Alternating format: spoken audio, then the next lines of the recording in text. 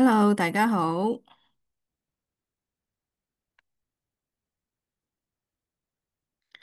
係香港大學中藥學院嘅講師啦。我係張帆博士。我今日會同大家分享下關於針灸同埋呢一個戒煙兩者之間嘅關係啦。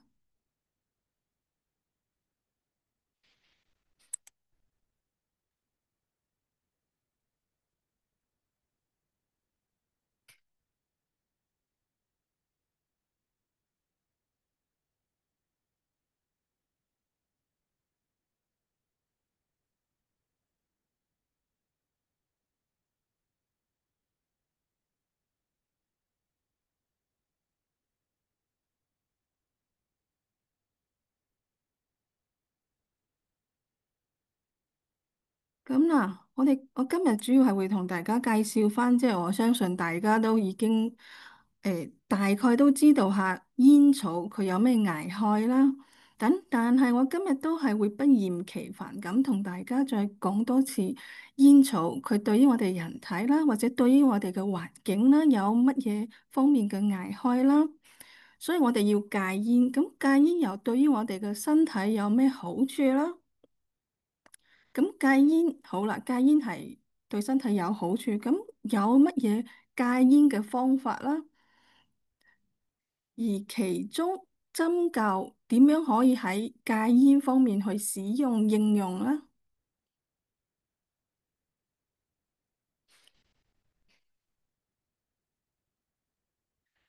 咁嗱，煙草啦，千祈唔好以為有啲咩煙草係可以安全地使用啦。其實所有類型嘅煙草嘅使用啦，都係有害。而且唔好諗住，我一日吸一支煙啫，係咪好安全啦？其實冇嘅，你吸一支煙都係對於我哋嘅身體咧係有危害啦，或者對於你身邊嘅屋企人啦，或者朋友啦，亦都可以引起一啲嘅危害性啦。譬如話好似二手煙或者三手煙嘅問題啦。咁所以咧，其實吸煙嚟講係冇安全嘅一個煙草暴露嘅水平啦。而煙草嚟講咧，有好多唔同嘅類型。咁吸食呢一個捲煙嚟講咧，係全球最常見嘅煙草使用嘅方法啦。而當然啦，亦都包括有水煙啊、加熱煙啊、電子煙啊呢啲等等啦。嗱，所有相關呢一啲煙草製品嘅使用咧，對於我哋嘅身體咧，都係對於健康方面嚟講，都係有一定嘅危害性。咁當然啦，全球嚟講，大概有13億嘅煙草使用者啦，而80%嘅煙草使用者咧，多數係一啲低收入啦，同埋中等收入嘅國家啦。咁所以咧，亦都令到呢一啲國家啦，要承受好嚴重嘅煙草引致嘅一啲疾病啦，同埋死亡嘅負擔啦。而煙草使用令到呢啲家庭嘅基本支出啦，亦都要點啊？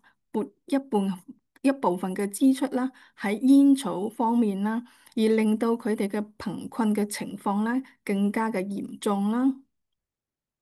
而且大家亦都唔可以忽視煙草咧係高度容易成癮啦，即係上癮啦。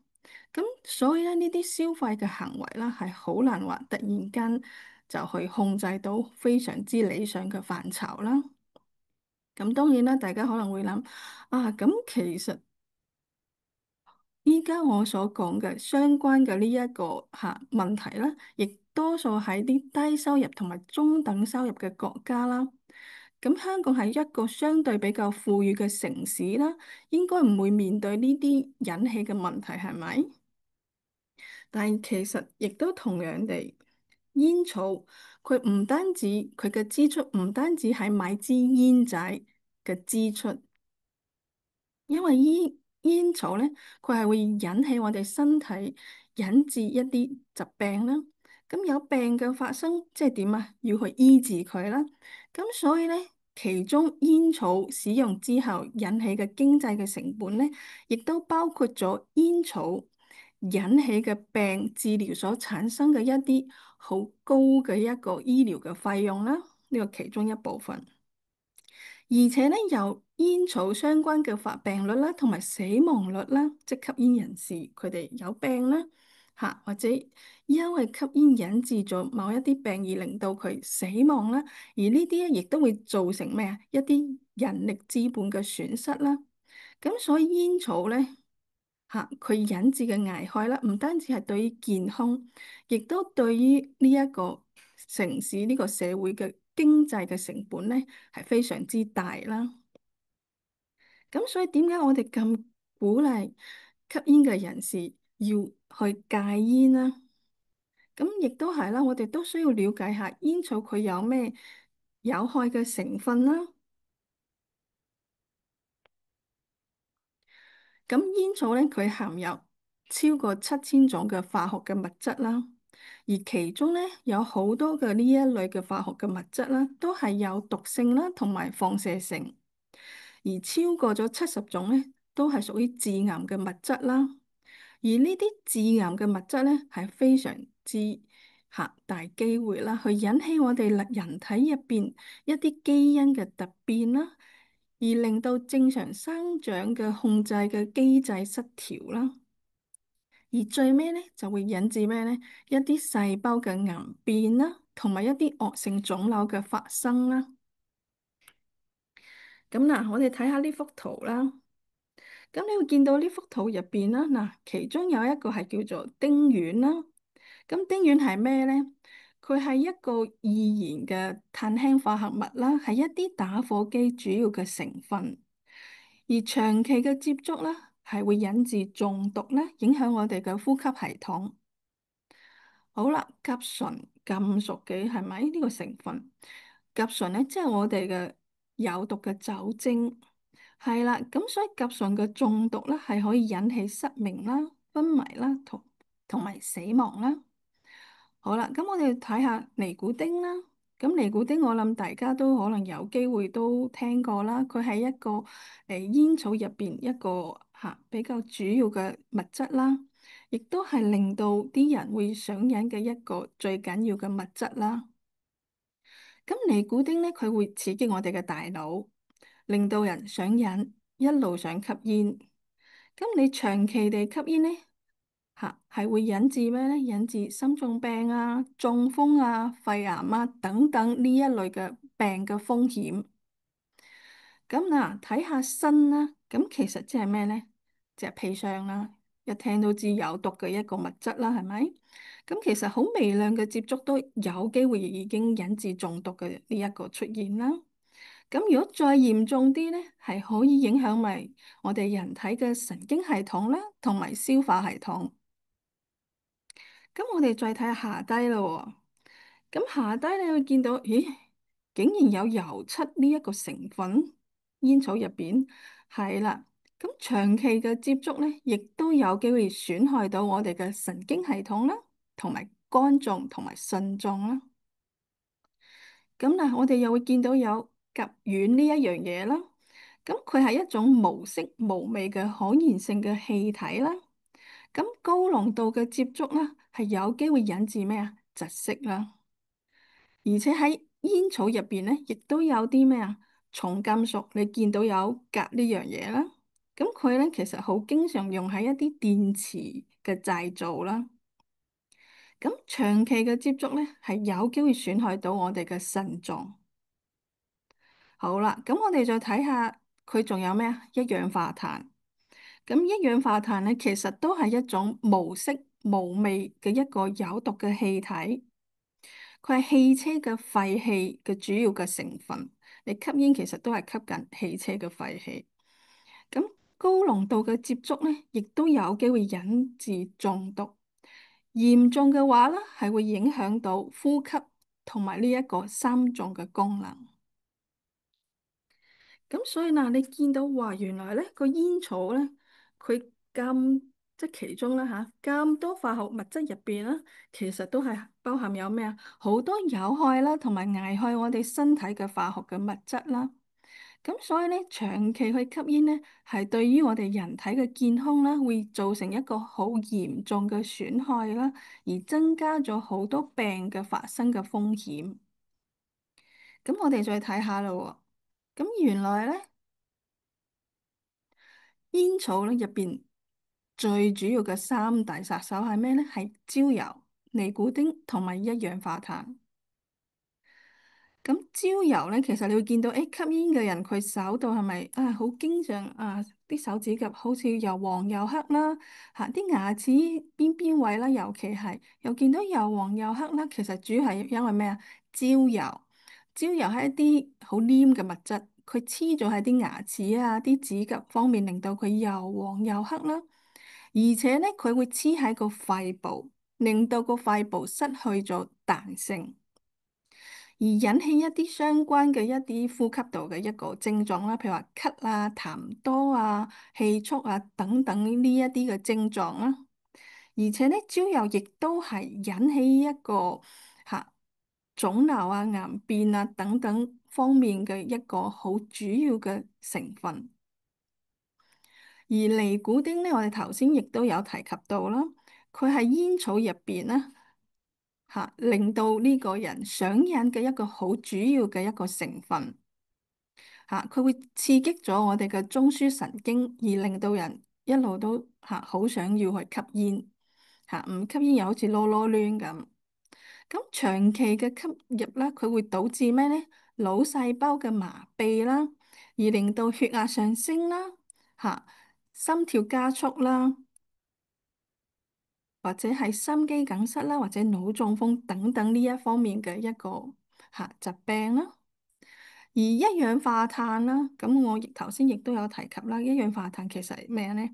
係一個汽車嘅廢氣嘅其中一種，佢會令到我哋身體啦所得到嘅氧氣啦越嚟越少啦，而點咧？阻礙咗我哋正常嘅血液嘅循環啦。而身體咧，因為長期嘅缺氧啦，而影響咗智力同埋記憶力啦。咁所以咧，你會見到其實佢對於我哋身體各個部分嘅呢一個危害性係非常之大啦。嚇，咁你睇下呢幅圖啦。咁呢幅圖咧，其實亦都係即係俾大家知道，原來吸煙咧係會引起好主要兩個方面嘅病啦。一個係癌症啦，一個係慢性嘅疾病啦。咁癌症方面咧，其實基本上佢吸煙咧，同好多唔同嘅呢一個癌症啦，都已經有好大嘅呢一個關係啦。譬如話好似肺癌啦、口腔癌啦、食道癌啦等等啦。嚇，咁另外一方面咧，佢亦都對於唔同嘅呢一個慢性嘅疾病咧，亦都有好大嘅關係啦。係一個對於呢啲慢性嘅疾病咧，係一個好重要嘅呢一個誘因啦，或者病因啦。咁譬如話，好似喺呢一個呼吸系統方面啦，呼吸系統方面咧，佢會引起一啲譬如話好似肺炎啦、慢性阻塞性嘅肺病啦、肺結核啦、哮喘啦等等方面啦，引起啲心血管嘅病啦，譬如好似冠心病啦，嚇。或者係會引起呢一個中風嘅增加中風嘅呢一個風險啦，或者一啲眼部嘅疾病啦，好似失明啊、白內障啊，或者同年齡有關一啲黃斑嘅病變啦。好啦，咁當然啦，你吸嘅煙個量越大，吸煙嘅呢一個年期越長，引起呢一啲相關嘅病嘅風險越高。咁有啲人又心諗啦，哦，吸煙嘅量大，年期長，都會容易啲有呢一啲病噶嘛。咁如果譬如話，如果我吸煙，我一日吸100支煙，好啦，我吸完之後，我就一路停唔吸啦。相比於有啲人唔係嘅，哦，咁我吸少啲咯，我一日我吸一支煙，咁但係咧我連續地吸咗10年，兩個邊個嚴重啲啊？兩個嚟講，其實吸煙個年限越長，年期越長啦，相對嚟講個發病嘅風險會更加，相對嚟講會更加高一啲。即係當然兩個都唔好噶啦，但係你話兩個比較嚟講，你吸得越耐越長，其實個病嘅發病嘅風險更加高。咁嗱，吸煙嚟講啦，佢有咩其他嘅危害啊？佢對於環境，除咗對於我哋嘅人體啦，對於經濟啦，亦都對環境咧係有一定嘅危害性啊。因為煙草咧，佢成個嘅生命周期啦，由佢種啊，由到佢嘅製造啊、運輸啊、使用啊，到廢置啊，嚇等等所有嘅呢一啲步驟啦，嚇其實都會對於環境造成咗一定嘅呢一個危害啦。佢破壞咗啲，你睇下佢。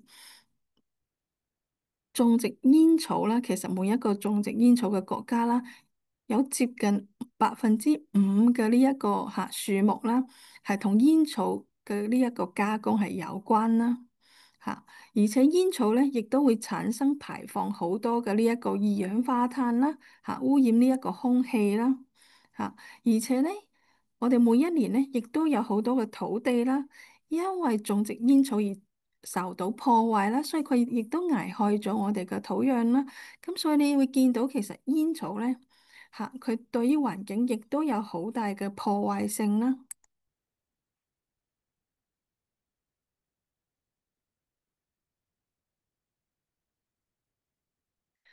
咁嗱，咁當然戒煙即係嗱，其實我哋講咁多都係想話戒煙對於我哋嘅人啦，對於我哋嘅健康啊，對於環境啦，都係一個好好嘅一個動作行動啦。但係咧，有啲人又會開始見到啦，戒煙嗰陣時咧，又開始，哇，好似戒煙開始開始戒煙啦，就開始有啲唔舒服嘅症狀出現咯喎，或者見到其他可能朋友啊親戚戒煙啦，誒又開始有啲新嘅病出現咗咯喎，尤其喺戒煙早期啦，即係戒煙開始2到3個月啦，有唔同嘅人可能會覺得，哎呀，開始個頭暈頭痛啊。個人好暴躁啊，好攰啊，又瞓得唔好啊，等等嘅反應啦。咦？咁係咪即係話戒煙對我哋嘅身體係有害咧？咁當然唔係啦。其實頭先我哋所講嘅呢一啲暴躁啊、好攰啊、焦慮啊呢啲等等嘅呢啲症狀啦，其實都係咩啊？其實都係戒煙早期嚇，因為呢一個退癮因為尼古丁嘅減少而開始出現嘅一個症狀。而呢啲症狀咧，會喺慢慢喺成功戒煙之後咧，幾個月之後就會消失噶啦。咁但係有啲人又話唔係喎，戒煙咧，咁戒煙開始之後啦，又有好似有啲病出現咗啦喎，譬如話可能有心臟病啦，或者係癌症啦，哎呀，係咪因為戒煙先出現嘅咧？其實唔係，其實個煙草佢嘅有害成分一路都危害緊我哋嘅人體。咁你知啦，呢啲慢性嘅病啦，或者係癌症啦，呢啲都唔係突然間一日會出現噶嘛。呢啲都係因為一啲有害物質，佢長期咁樣去危害我哋嘅身體，累積而至所引致嘅一個疾病啊嘛。咁所以咧，其實因為戒煙太遲啦，要早啲戒煙，因為你會見到其實心臟病嘅風險咧，要喺戒煙之後先可以減少到吸煙嗰陣時嘅一半。而癌症嘅風險咧，就需要喺戒煙之後超過10年之後，先會明顯地減低。咁所以越早戒煙咧，對於我哋嘅身體咧係越好嘅，係啦，更加可以享受到戒煙帶即係有啲咩好處啦。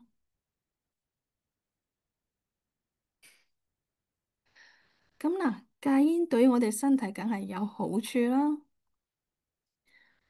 嗱，戒煙咧喺戒煙20分鐘之後啦。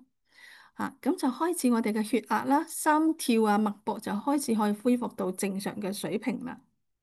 22個鐘頭啦，就開始我哋血液入邊嘅一氧化碳嘅含量啦，就開始可以下調到正常嘅水平啦。而2個星期到3個月啦，我哋有呢一個心臟病嘅呢一個機會率開始下降啦，而肺功能都開始有改善啦。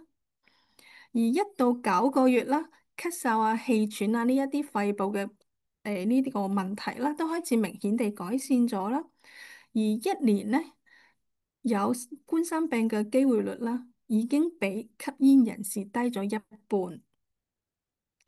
5到15年呢，中風嘅機會率都減到同非吸煙人士係一樣啦。而10年啦，即戒煙10年啦，咁你會見到其實佢有癌症嘅機會率都開始明顯地降低啦，甚至乎佢可以降低比吸煙人士低，已經低過可能超過一半都有機會啦。而戒煙15年呢，有冠心病嘅機會率啦，已經同非吸煙人士係相同啦。咁所以咧，我哋會見到嗱，戒煙可以大幅地降低好多病嘅風險啦，亦都可以改善到我哋嘅心肺功能啦，而且咧可以提高生活嘅質量啦。所以戒煙雖然好唔容易，但係佢對於我哋健康嘅益處咧係非常之大啦。咁嗱，咁戒煙我哋其中會遇到其中一個難題係咩呢？就喺戒煙過程當中啦，我哋要去面對呢一個煙癮嘅挑戰啦。咁我哋身體咧要開始去適應翻我哋身體入邊尼古丁咧開始減少而出現到一啲退癮嘅症狀啦。咁我哋睇下有啲乜嘢戒斷症狀啦。咁首先頭一樣嘢啦係尼古丁減少啦，咁會令到個人咧好焦慮啦，好容易發脾氣啦，情緒好低落啦，神經質啦，個人好疲倦啊，精神又好難以去集中啦，而且咧有機會出現咳啊、口乾啊等等嘅症狀啦，亦都主要係因為我哋嘅肺部清除緊啲焦油同埋黏液啦。而尼古丁嘅減少啦，佢會改變咗我哋嘅睡眠習慣啦，所以初期有機會有呢一個失眠啊，或者係睡眠紊亂嘅情況啦，但係之後會慢慢地開始調節翻啦。而且尼古丁咧，佢會令到啲人即係減低咗佢想食嘅嘢嘅慾望啦。咁所以如果戒煙咧，有機會在初期嘅時候會令到個戒煙人士咧好似即係成日有飢餓感啊嚇，而且咧又會食多咗嘢啊，而令到好似睇上去戒咗煙就肥咗喎。咁其實之後咧呢一啲飢餓感都會開始慢慢適應翻啦。嗱，咁戒咗煙，有啲人又話：誒點解戒煙我又見到好似手指腳趾尾咁樣有少少吉吉地刺痛感啊，或者有啲暈嘅情況咧？因為嗱，之前咧吸煙令到吸煙嘅人士啦，啲血液循環唔好啦、缺氧啦等等嘅一個情況啦。而戒煙咧，又開始改善翻我哋人體血液嘅循環啦，所以咧啱啱開始可以好順利地流通，即係我哋嘅血液喺身體入邊好順利地一個流通啦。咁就啱啱開始就會令到一啲手指腳趾開始有啲刺痛感啊，或者甚至有啲暈嘅情況、眩暈嘅情況啦。嚇，咁嗱，咁我哋講到戒煙有咁多好處啦，咁但係有咩戒煙嘅方法咧？咁首先頭一樣嘢啦，我哋要有好堅定嘅意志力去戒煙啦。咁即係點咧？即係話首先咧，我哋要決定，既然決定咗戒煙啦，咁我哋應該要預定咗，我哋係邊一日會開始戒煙啦，放低支煙仔抌咗佢啦，係啦。咁喺嗰一日一到咧，我哋就真係開始戒煙，停止吸煙啦喎。而且咧，亦都可以同朋友啊、屋企人啦同佢哋分享緊你戒緊煙，有佢哋嘅支持同埋鼓勵，會更加容易成功啦。咁有煙癮起點算呢？哦，咁嗱，其實可以嘗試下深呼吸啦，同埋飲水啦。咁呢兩個方法咧，睇上好簡單，但其實咧都可以有一定嘅作用啦。尤其你煙癮起啦，咁可以做幾次一個緩慢嘅深呼吸嘅運動啦，可以舒緩翻你嘅情緒啦，而同埋重新去提高翻你嘅集中力啦。嚇，咁亦都係啦，你可以嘗試培養唔同嘅興趣啊、嗜好啊，去分散你想吸煙嘅嗰種嚇嗰種感覺啦。而且要堅持唔復吸啦，即係既然我哋擺低支煙仔，就唔好再執起佢嘅咯喎。咁亦都要嚇，亦都有一樣嘢都要留意啦，就係盡量避免去一啲令到你想吸煙嘅地方啦。係啦，同埋盡量咧都拒絕身邊有啲人可能即係想要叫你一齊吸煙啊，請你食支煙仔啊呢一啲方面嘅邀請啦。咁當然啦，單靠意志力都未必好足夠啦。咁我哋仲有啲咩方法咧？咁戒煙咧都有啲輔助嘅一啲藥物啦，包括一啲尼古丁嘅替代療法啦，同埋非尼古丁嘅替代療法啦。咁尼古丁替代療法咧就包括咗有戒煙貼啦。咁即係將一個戒煙貼喺呢一個皮膚上面啦，咁你可以減低你為咗減低你皮膚敏感嘅機會啦，你可以每一日都貼喺唔同嘅位置啦。咁譬如話戒煙嘅香口膠啦。戒煙嘅吸劑啦，咁戒煙吸劑咧，其實係由一支膠吸管同埋藥衫去組成啦。咁吸嗰陣時咧，將個藥衫插到入去嗰個膠管入邊啦，咁個藥衫個蓋就會刺穿咗啦。咁之後就可以使用啦。咁尼古丁就會經由你嘅口腔黏膜啦，傳送到你個身體入邊啦。咁仲有戒煙糖啦。咁戒煙糖咧，其實都係將個糖啦擺喺嗰個口腔嘅兩邊啦，直至溶解啦。咁唔好諗住嚼爛佢或者吞咗佢喎。咁除咗有上面嘅呢一個尼古丁替代療法啦，咁仲有呢一個非尼古丁替代療法啦。咁嗱，主要包括咗兩種啦。一個係瓦倫尼克南啦，一個係色健啦。咁瓦倫尼克南啦，佢可以抑制到我哋腦部同尼古丁煙癮有關嘅呢一個受體啦，而舒緩到呢一個退癮嘅症狀同埋對於吸煙嗰種渴求啦。而色健呢，其實佢係一種抗抑鬱嘅藥物啦，咁佢可以適當咁增加到呢一個多巴胺嘅分量，去減少吸煙嘅症狀啦，而消除對尼古丁嘅呢一個依賴啦。咁嗱，當然啦，戒煙嘅方法除咗我頭先所講嗰幾種啦，仲有一種係咩咧？亦都相對嚟講有效又安全，就係針灸戒煙啦。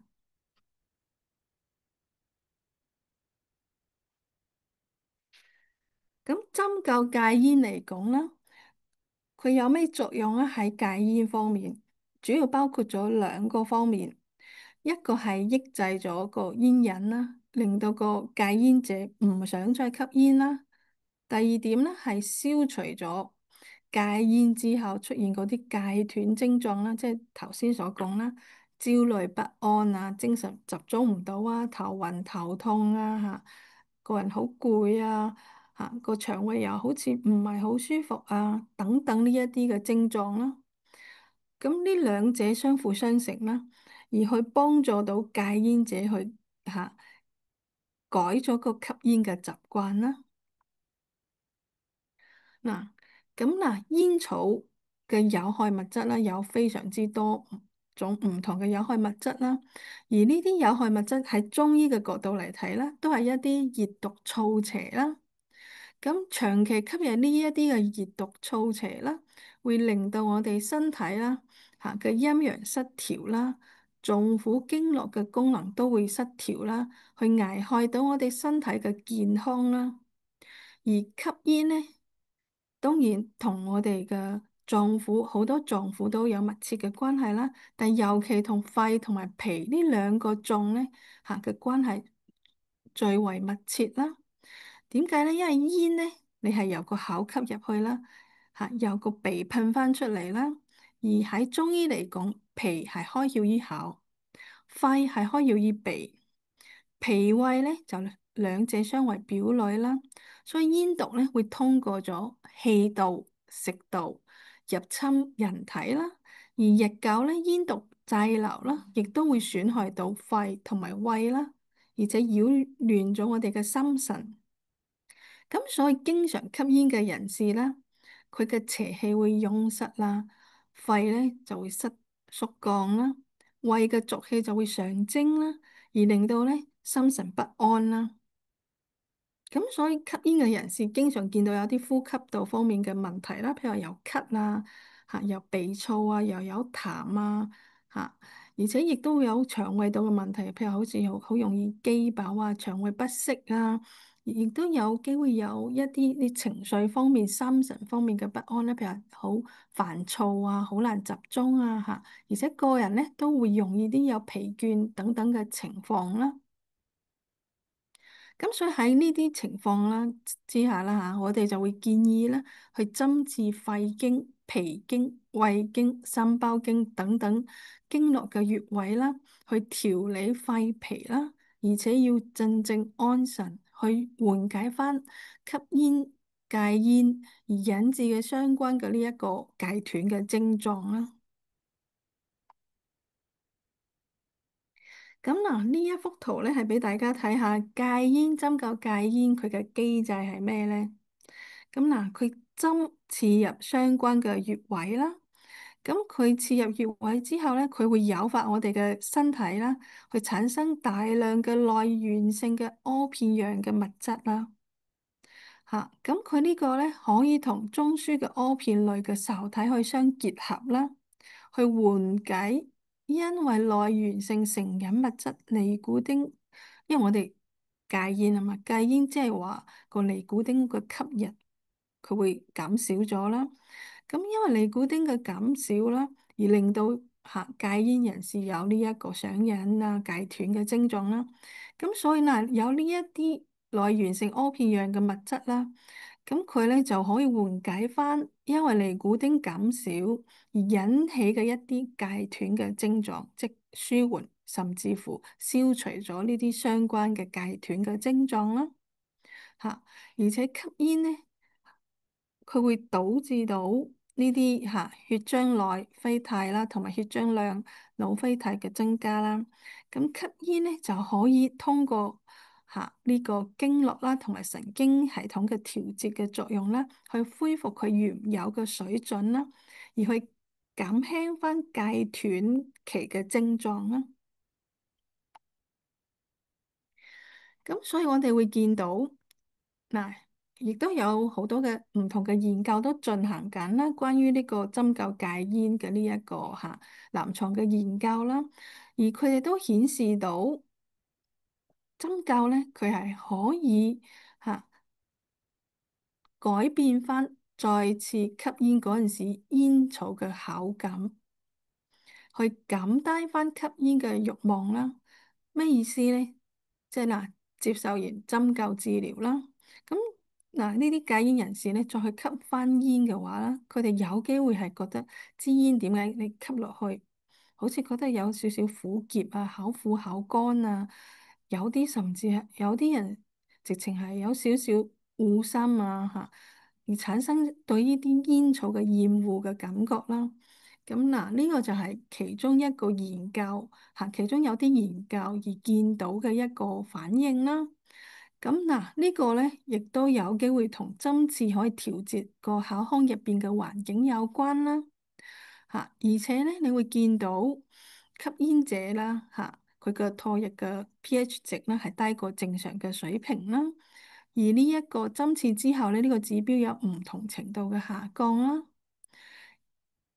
嗱，咁煙草佢嘅依賴咧，佢係牽涉有好多唔同方面嘅因素啦，譬如好似心理、生理、社會等等唔同方面嘅因素啦。咁所以咧，我哋為咗要提高呢一個戒斷嘅機會率啦，咁咧有啲研究咧就會將針刺加埋耳穴嘅貼壓啦，去通過咗中樞神經系統調節翻血中嘅多巴胺等物質嘅水準啦。去減輕翻或者消除咗個煙草戒斷綜合症啦。而且有啲研究又發現，哦，原來係通過呢、一個乳液嘅貼壓嘅戒煙方法啦，亦都可能影響咗嗰個唾液之中硫氰酸鹽值啦，去減輕翻個吸煙嘅人士對於煙草依賴嘅程度啦。咁所以嗱，我哋簡單啲講啦吓，亦即係話針灸佢可以幫助我哋嘅機體去產生咗內源性嘅阿片類嘅物質，而去減少因為呢一個尼古丁吸入嘅減少引起嘅一啲戒斷症狀啦，從而去減少咗對成癮物質嘅依賴。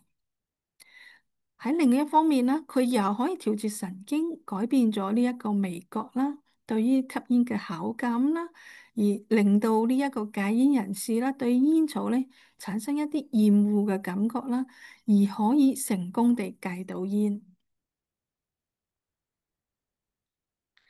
好啦，咁嗱，既然針灸佢可以戒煙啦，幫助到戒煙啦，咁但係我哋點樣可以決定到我哋應該取邊一啲穴位去幫助戒煙啦？咁嗱，針灸戒煙嘅治療嘅原則嚟講，最基本嘅原則係咩？我哋希望可以幫到戒煙人士安神除煩、宣肺化痰，同埋調和陰陽咯。咁所以我哋會通過兩個方面嘅辯證啦，一個係經絡嘅辯證啦，一個係臟腑嘅辯證啦。咁經絡嘅辯證咧，我哋主要係集中喺督脈啦、手太陰經啦，同埋手厥陰經啦。而臟腑嘅辯證咧，我哋主要集中喺肺、胃、心呢三個臟腑啦，尤其係肺同埋胃啦，嚇。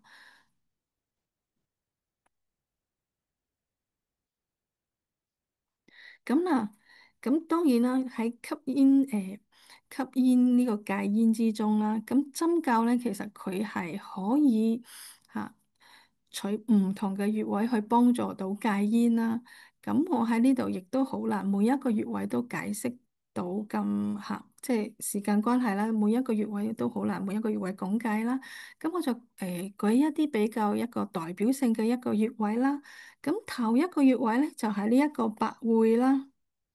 咁百會咧，你見到呢一幅圖啦，咁佢係喺我哋嘅頭頂啦，咁佢屬於督脈啦。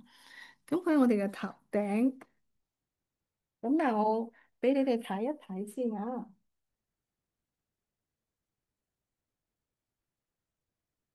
咁佢嘅位置喺邊咧？喺我哋頭頂啦，嚇正中線啦，同埋兩耳尖端連線嘅交點，咁就係百會啦。咁我哋睇一睇先。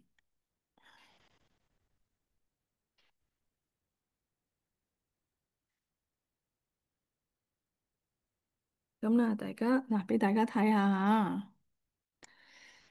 咁你會見到啦，呢個係一個我哋嘅穴位嘅公仔啦。咁嗱，你會見到嗱頭頂啦，頭頂呢一個位，頭頂呢個位有個百會穴啦，係啦，呢個位有個百會啦。咁其實咧嗱，大家都有耳仔噶嘛，耳尖兩邊耳尖嘅連線啦，兩邊耳尖嘅連線啦。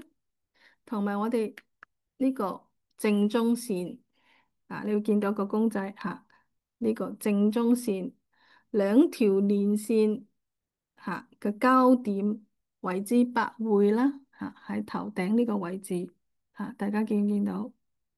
係啦，咁呢個係百會啦。咁嗱，百會佢有咩功效啊？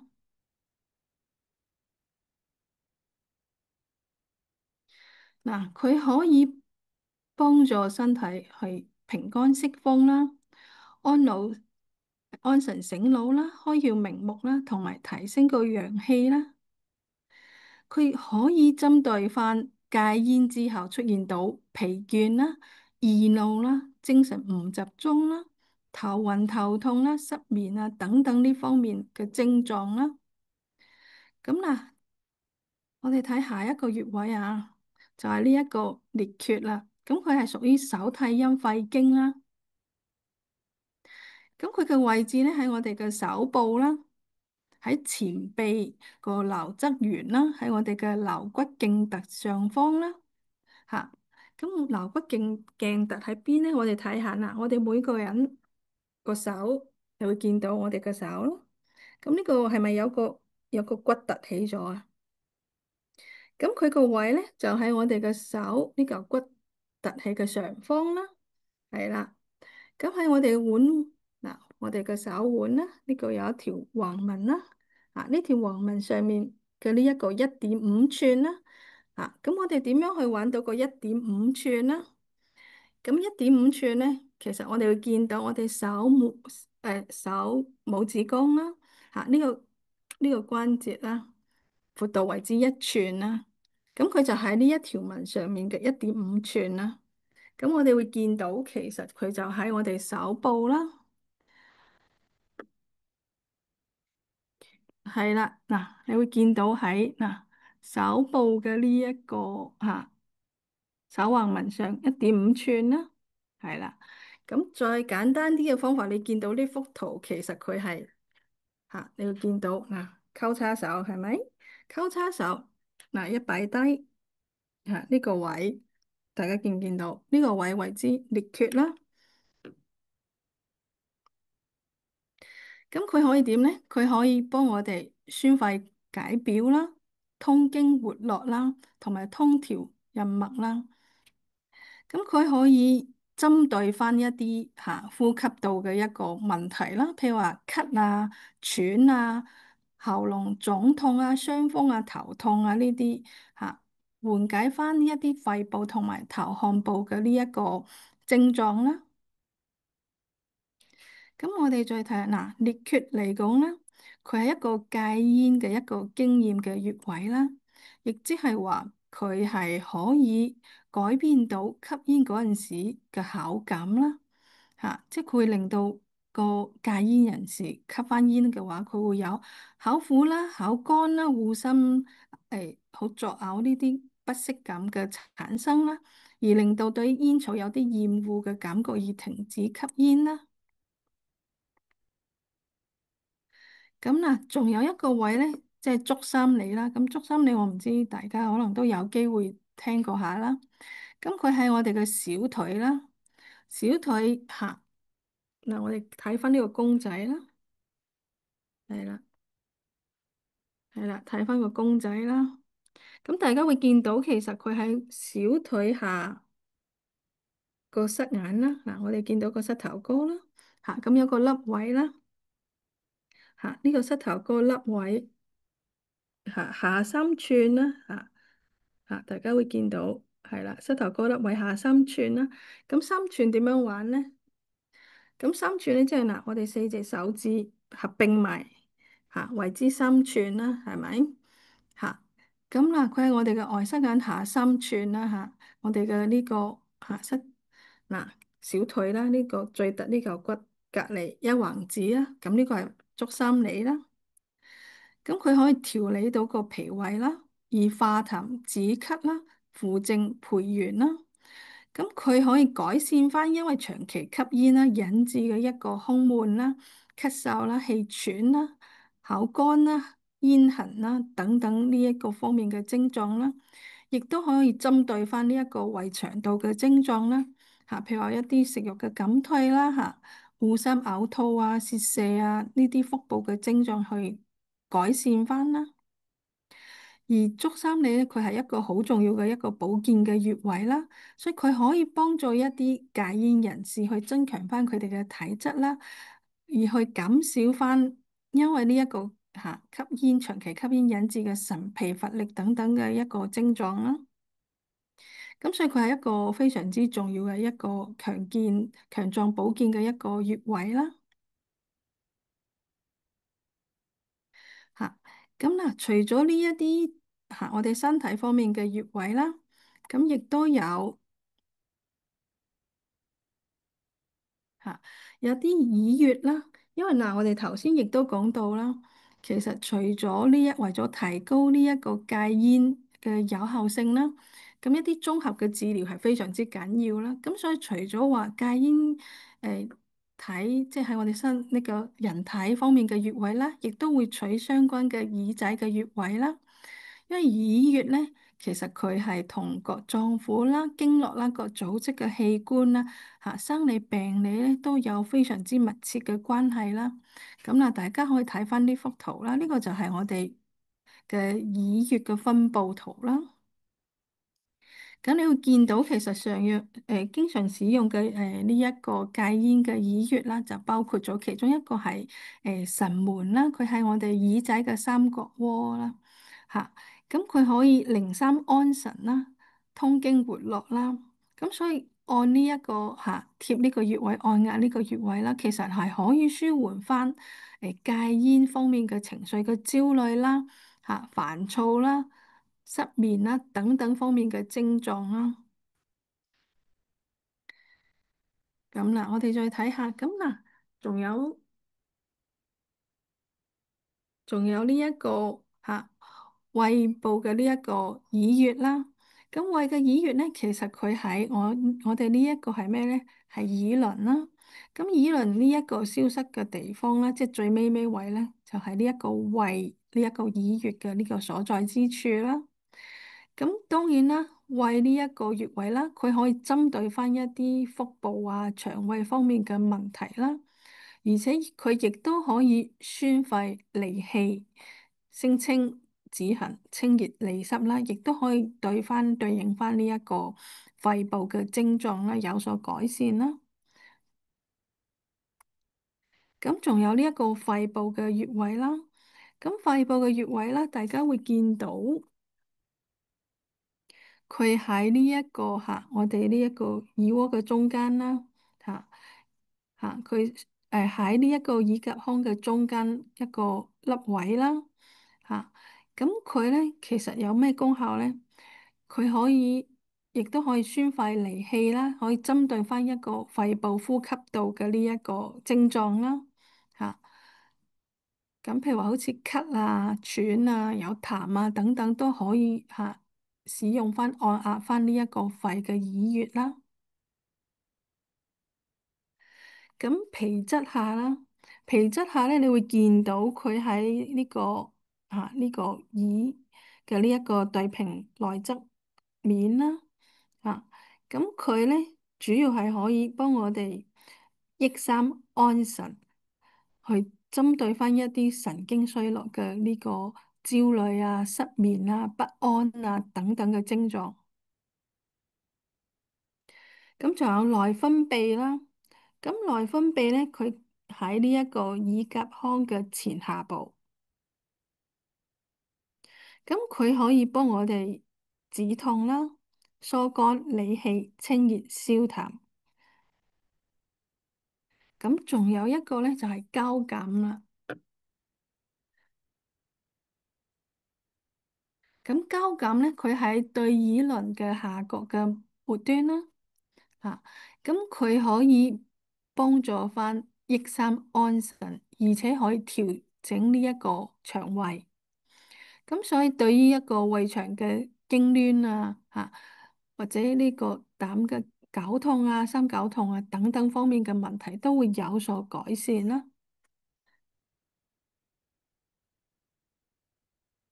咁所以嗱，我哋點解會即係除咗用呢個針刺身體嘅穴位啦，亦都會呢一個貼翻相關嘅呢個耳穴啦。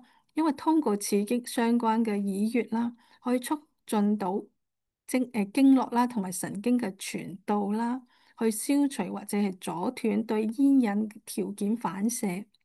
喺煙癮發作嘅時候啦，我哋可以即時地按壓啦，加強翻耳穴嘅刺激呢，就可以令到吸煙人士對吸煙嘅渴望感會減少啦，而緩解到煙癮引致嘅呢個心理嘅呢一個症狀啦。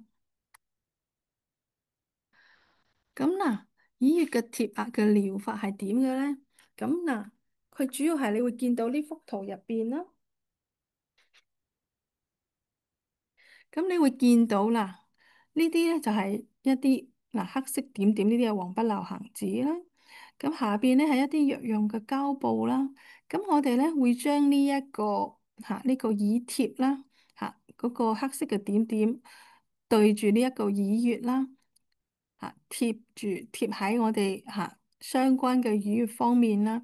而喺有需要嘅時候啦。咁我哋可以去按壓刺激翻，去減少煙癮引起嘅呢一個症狀啦，減少吸煙嘅機會啦。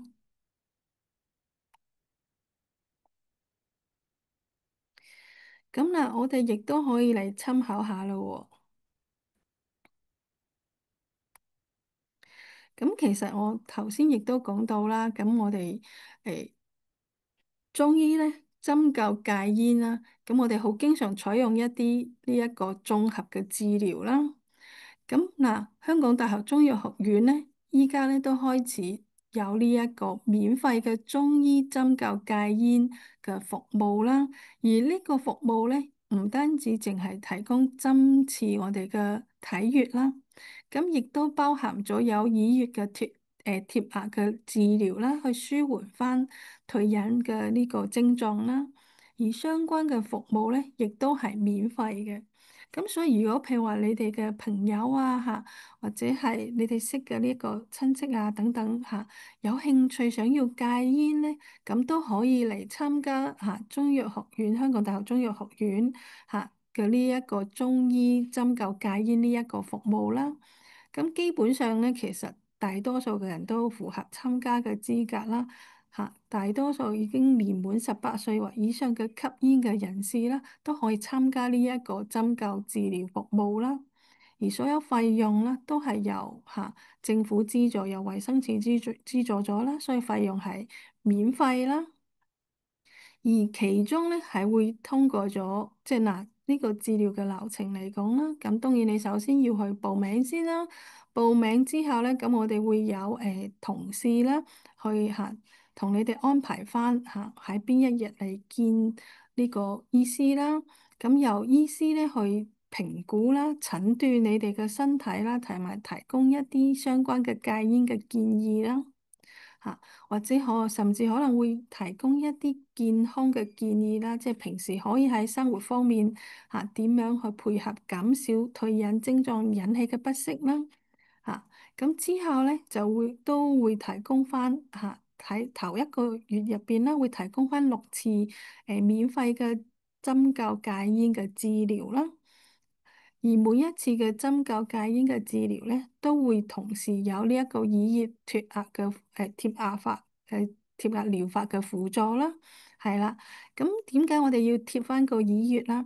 咁當然啦，譬如話有戒煙人士，如果嚟參加呢一個服務啦，咁佢一個星期嚟到2次嘅針灸，咁但係中間。我哋如果譬如話如果戒煙人士佢哋開始針灸完，咁都有機會有呢一個戒斷症狀嘅出現啦。譬如話好焦慮啦，好想吸煙啦，好不安啦，失眠啦等等啦。咁我哋咧為咗要令到呢一個針灸治療嘅呢個療效增加或者持續得再耐啲啦。咁我哋就會配合埋耳穴嘅貼壓啦。咁相關嘅人士啦，譬如話一想吸煙啊，有呢一啲症狀嘅出現啦，咁我哋可以按壓翻相關嘅呢一個呢個耳貼啦，即係耳穴啦嚇。咁去按壓佢，一有煙引起，我哋就去按壓佢。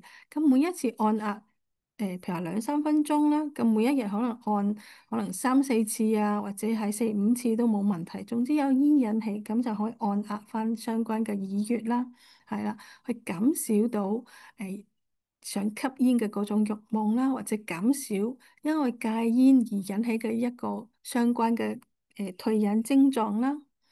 而且喺呢個服務入邊呢，亦都會有戒煙嘅輔導啦。咁喺首2個月入邊呢，亦都會有4次嘅戒煙嘅輔導。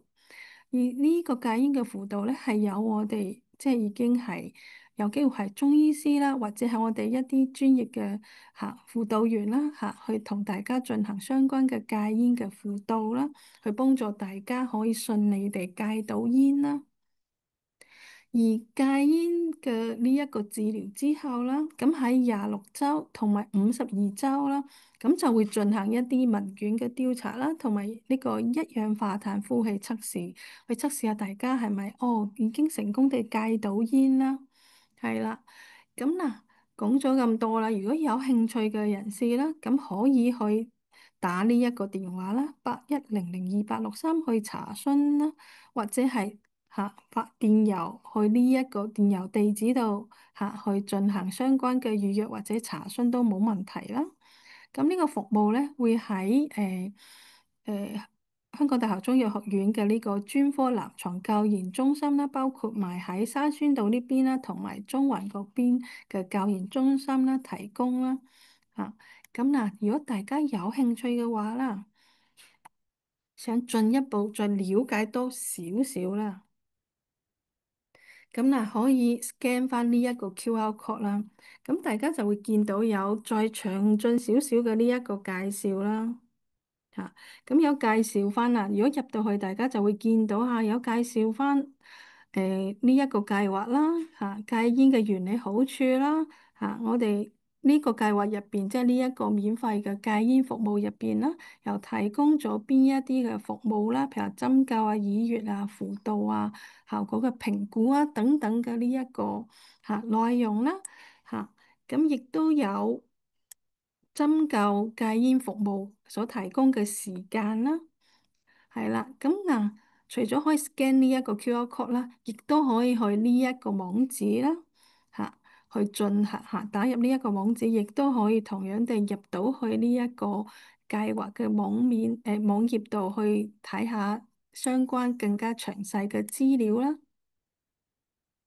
咁好啦，咁除咗話可以通過呢個網頁去了解啦，咁點樣報名呢？咁嗱喺網頁入邊咧，亦都有一個位係可以俾大家報名啦。咁或者唔係嘅，我想問下呢度會唔會有得報名呢？可以嘅，大家都可以通過 scan 呢一個 QR code 去報名啦。咁嗱，報名咧要提供嘅資料亦都非常之簡單啦，淨係需要睇下大家即係參加嘅想戒煙嘅人士啦。如果願意進行戒煙咧，就可以填翻中文全名啦、年齡啦、性別啦、聯絡嘅電話啦、電郵地址啦、每一日吸咗幾多支煙啊、吸咗幾耐煙啊、有冇試過戒煙啊等等啦，咁我哋咧就會有相關嘅負責嘅同事啦，去聯絡翻大家，同大家約翻個時間去戒煙啦。